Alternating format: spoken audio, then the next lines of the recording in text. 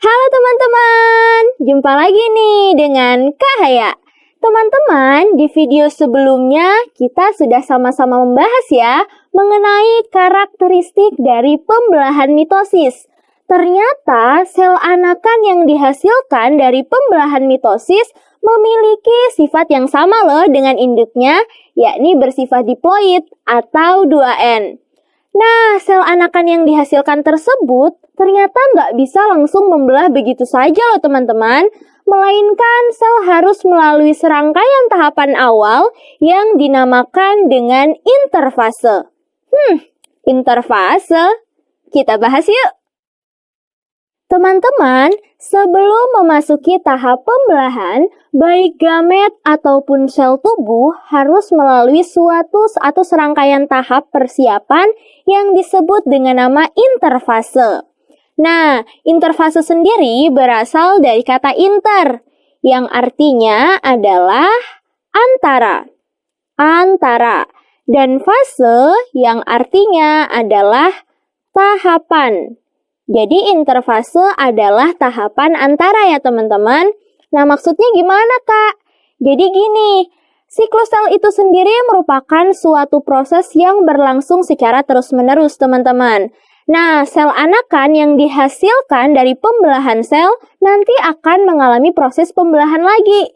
Tetapi sebelum memasuki tahap pembelahan lagi, sel anakan tersebut terlebih dahulu melalui serangkaian tahap interfase. Nah, seperti itu ya.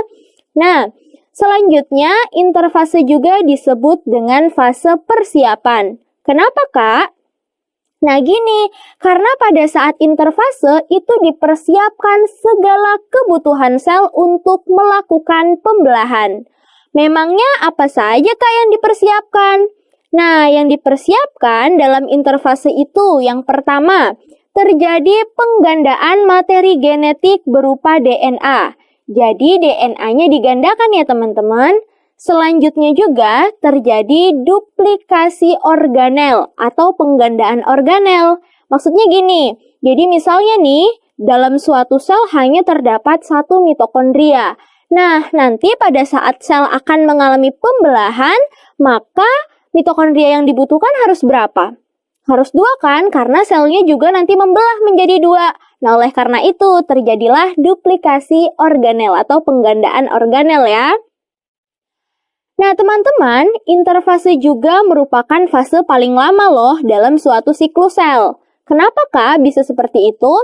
Nah, sekarang Kakak analogikan ketika kita mau makan nih teman-teman. Jadi kan ketika kita mau makan, sebelumnya kita harus mempersiapkan bahan-bahan makanannya ya.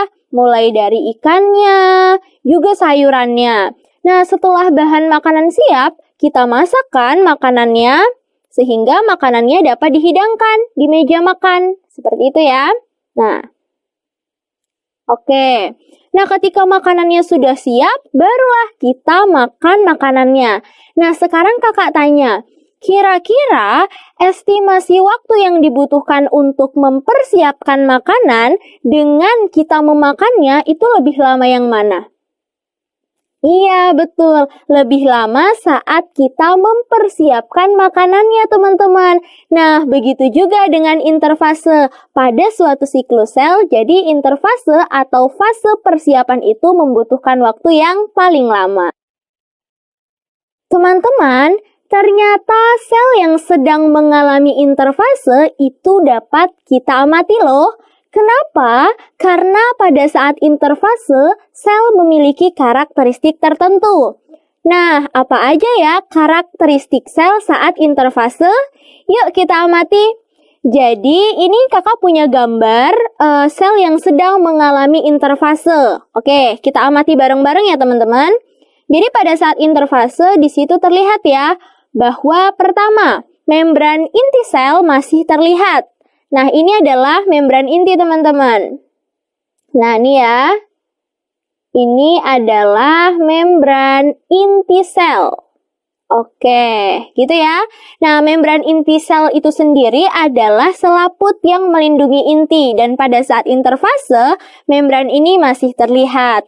Nah, yang kedua adalah nukleus dan nukleolus masih terlihat. Jelas ya, kalau membran intinya masih terlihat, berarti intinya juga masih terlihat. Nah, ini keseluruhannya ini namanya adalah nukleus. Nukleus, seperti itu ya. Nah, selanjutnya nukleus itu punya inti lagi teman-teman. Nah, inti dari nukleus itu dinamakan dengan nukleolus. Nah, ini adalah si nukleolus atau intinya nukleus. Selanjutnya, pada saat interfase, materi genetik dalam bentuk kromatin. Kak, apa sih kromatin itu? Nah, jadi kromatin itu adalah ini teman-teman. Jadi kromatin itu adalah materi genetik yang berada di dalam nukleus atau inti sel. Nah, kromatin sendiri merupakan benang-benang kromosom. Oke, benang-benang kromosom. Lalu Kak, apa itu kromosom? Nah, kromosom sendiri berasal dari kata krom teman-teman. Krom artinya warna, dan som artinya badan. Jadi, kromosom adalah badan yang mampu menyerap warna dan berisi informasi genetik berupa DNA.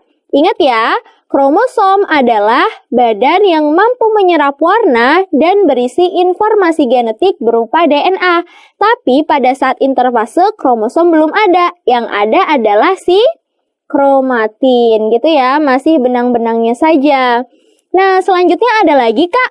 Masih ada, teman-teman. Nah, selanjutnya terbentuknya sentrosom. Apa itu, Kak, sentrosom? Nah, ini teman-teman. Ini adalah sentrosom. Sentrosom itu adalah salah satu organel yang berperan dalam proses pembelahan sel. Nah, kalau kita lihat di sini ada dua buah bulatan yang dinamakan sentrosom ya. Tapi kalau kakak tarik satu bulatan ini, namanya bukan sentrosom teman-teman, melainkan namanya adalah sentriol.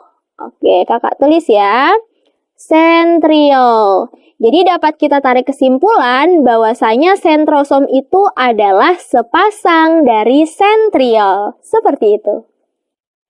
Nah, itu tadi teman-teman, pembahasan kita mengenai interfase. Ternyata sel nggak bisa langsung membelah begitu saja ya, melainkan harus melalui serangkaian tahap persiapan yang disebut dengan interfase. Pada saat interfase, karakteristik sel yang dapat kita amati berupa membran intinya masih terlihat, lalu nukleus dan nukleolusnya juga masih terlihat, materi genetik masih dalam bentuk kromatin, dan terbentuknya sentrosom. Nah, itu tadi adalah tahap interfase ya. Nah, setelah siap, kira-kira sel akan memasuki tahap selanjutnya kan? Nah, gimana ya tahap kelanjutannya? Penasaran? Cek video selanjutnya. Sampai jumpa!